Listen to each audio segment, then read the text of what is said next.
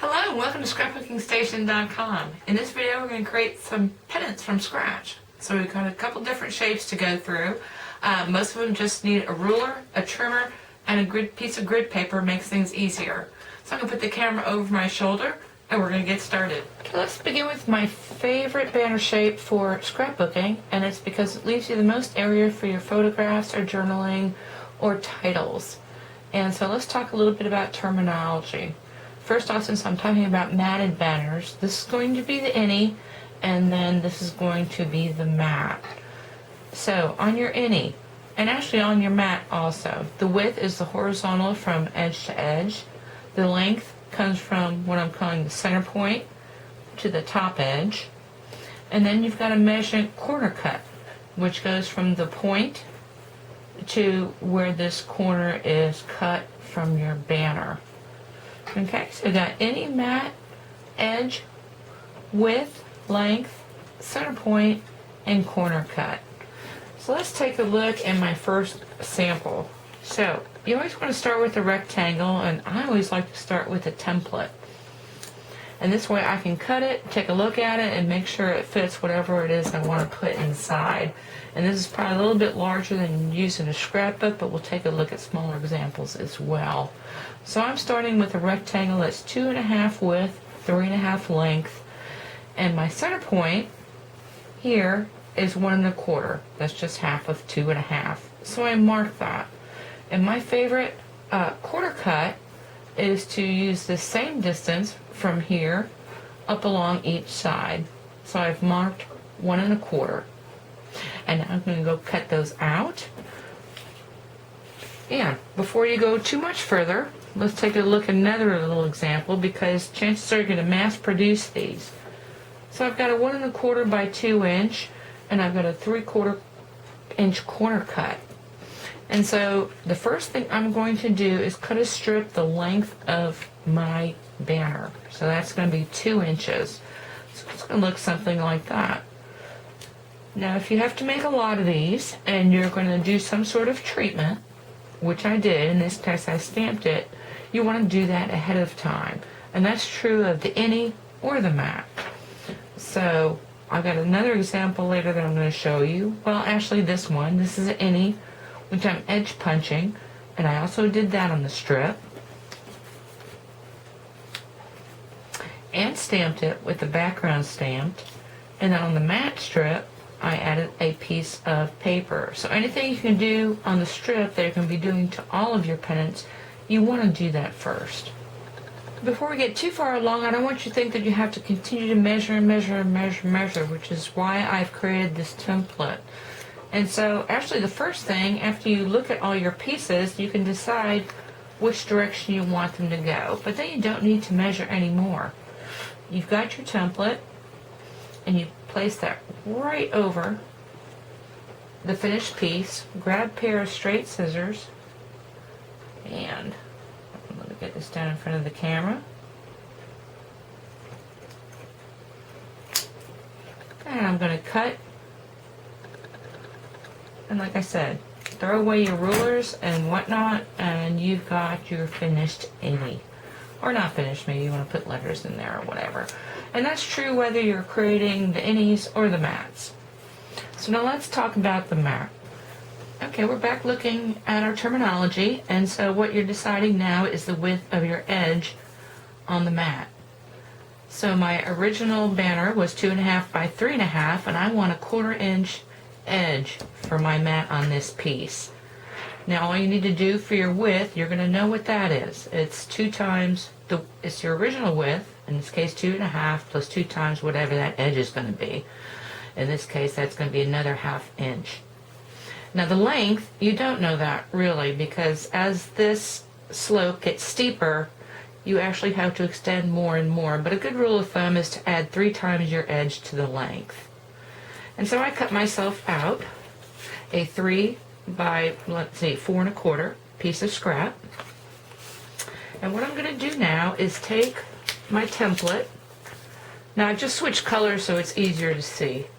And I'm going to position that where I know my measurements. So I know I want a 1/4 inch across the top and a 1/4 inch on each side. So I'm going to put my template right in there.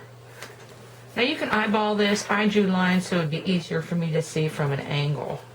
And now you're going to take your ruler and you're going to come, and again you can put tick marks 1/4 inch out and then go across those.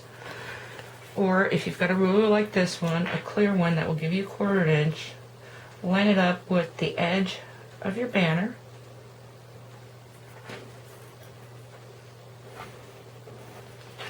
And give yourself 1/4 inch on either side.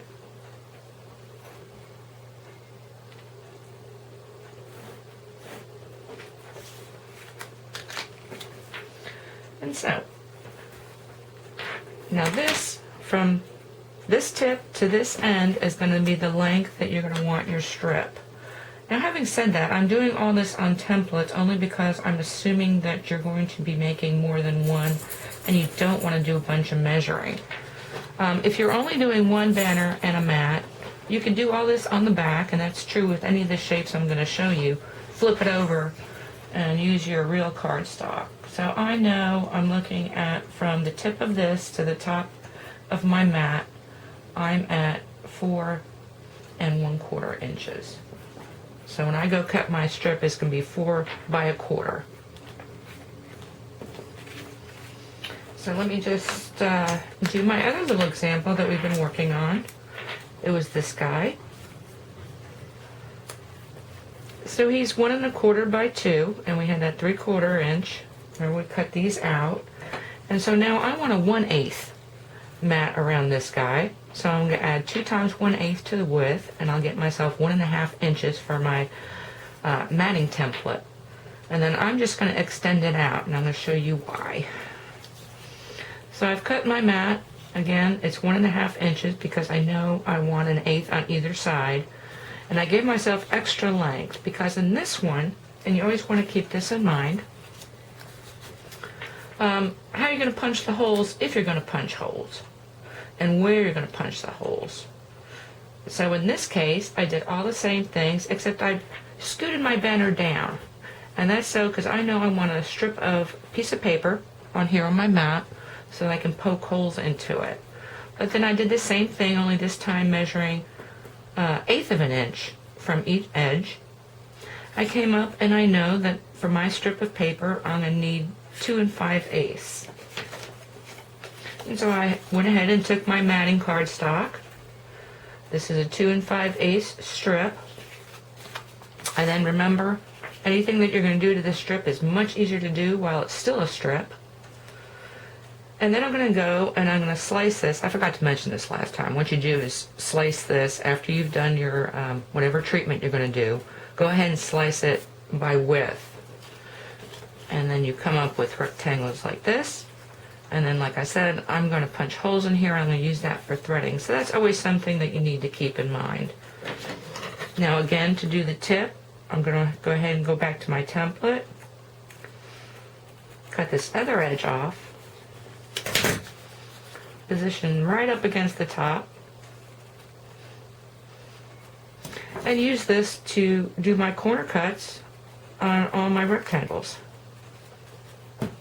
And like I said, that just saves you a lot of time as far as measuring.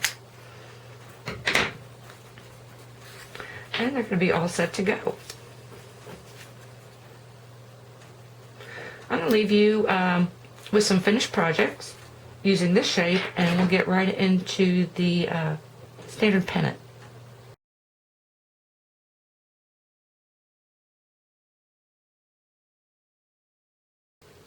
Okay, I've had to change the plan. We're not going to go to the traditional pennant. We're going to go to this notched pennant because it is made so similarly.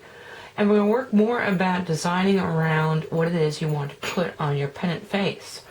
So this is the notched pennant shape that we're talking about, and what I want to do is I want to create a pennant out of my brother's last name. I'm creating another keepsake in this example. And I'm going to go through 2 examples. Anyway, I know the size of these letters and they're very consistent. So let me move this and then move this, and what we want to focus on is this E. So I'm going to run it in a little bit Now all these stamp letters, there we go. We're going to look at this E. So all I've done is taken a letter and stamped it. And I did look at all my letters to make sure they're the same height and width. And then I've kind of drawn my notch around it. So I know that I will need a 1.5 inch strip. And then each of my rectangles will be 1 inch in width. And then my notch is 1/2 inch centered, but from the bottom. And then the other thing I want to do, because I'm working on 2 projects, is, let me back up a little bit. I'm working on a scrapbook page where I've got these die-cut letters, and die-cut letters are not created the same. So I've got these little guys, but then I've got this M and this W, which are a little bit wider. So I want to take one of those, and they're both pretty much the same width. And as always, you want to consider if you're going to punch it and string it, because you want to leave a little bit of space for that. And so I've decided that I'm going with a 2 2¼ by 1 3/8 rectangle. And then my notch is going to be centered 3/4 of an inch up. And so I'm going to create my templates, and then we'll get back.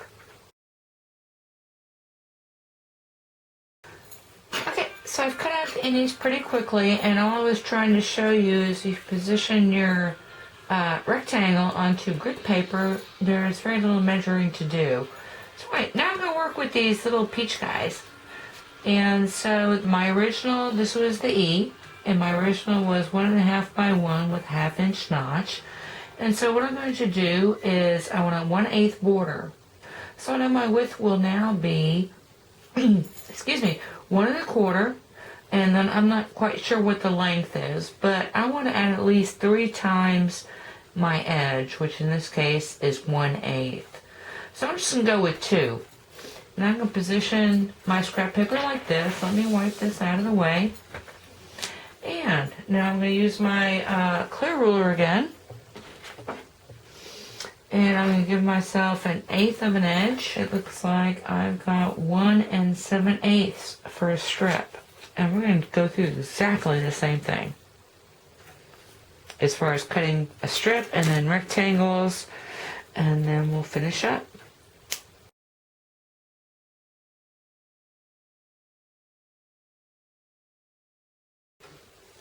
Okay, the last shape we're going to be working with in this video is traditional pennant. And so once again, I'm going to design around what I want to put inside of it. I'm going to start with this long guy. And so I've got some large stamps, and I am concerned about the bottom width. And so my widest width letter here is the H. This is actually going to say Oahu for my Hawaii scrapbook. And then in this case, we're not going to be cutting out any notches, so you really don't need to create a template. And so all I've done is I've kind of drawn some lines around here and figured out the measurement I need is, again, the strip width. We're making strips once again, or the strip length, which in this case is 3.5 inches after I drew it. And that's going to give me that. And then the other thing I need is the width, which in this case is 1 3/8. And then the last measurement I'm going to need is half of the width, and I'll show you that right now. Before we move too far along, we want to do the same thing as far as the edging. In this case, I'm just going to draw around each of these edges, which I've already done. And so I'm putting 1/8 of edge on this, and that's what these marks are. And I need the same dimensions off of there. So anyway, once you get your strip length, in this case 3.5 inches, you cut out yourself a strip. And the first thing you want to do is take your width, 1 3/8, and a ruler, or you can use the edge of your graph paper. And I'm going to mark, I'm going to start here. I'm going to put tick marks every 1 3/8. So bam, I've already done that. And I slide it. So I go 1 3/8, 1 3/8, 1 3/8. Now on the opposite side, coming from this end, this is why you need that half mark, because your first measurement is going to be half of your width. In this case, I'm looking at 11/16. And so that first mark you want to put right at 11/16, and then from then on, give yourself the full width, which would be 1 3/8, 1 3/8, 1 3/8. And then once again, I didn't mention on the last shape, but anything you do to this, you want to do to the strip. And so I have just randomly stamped it with a palm tree. And now I want to take my trimmer, and the easiest way to go about this is to mark your tick marks. And so in this case, I'm going from here to here. And you always want to go to the fat end to the point. Actually, I'm going from the corner to that point. So I'm going to go from fat end. Oop, sorry, that was my scoring blade. I'm going to go from fat end to point. And then come back the other way. Once again, I'm lining up the tick mark with the point. And then I'm going to switch it back the other way. And you're very quickly going to have all your pennants. And you do the same thing for your mats.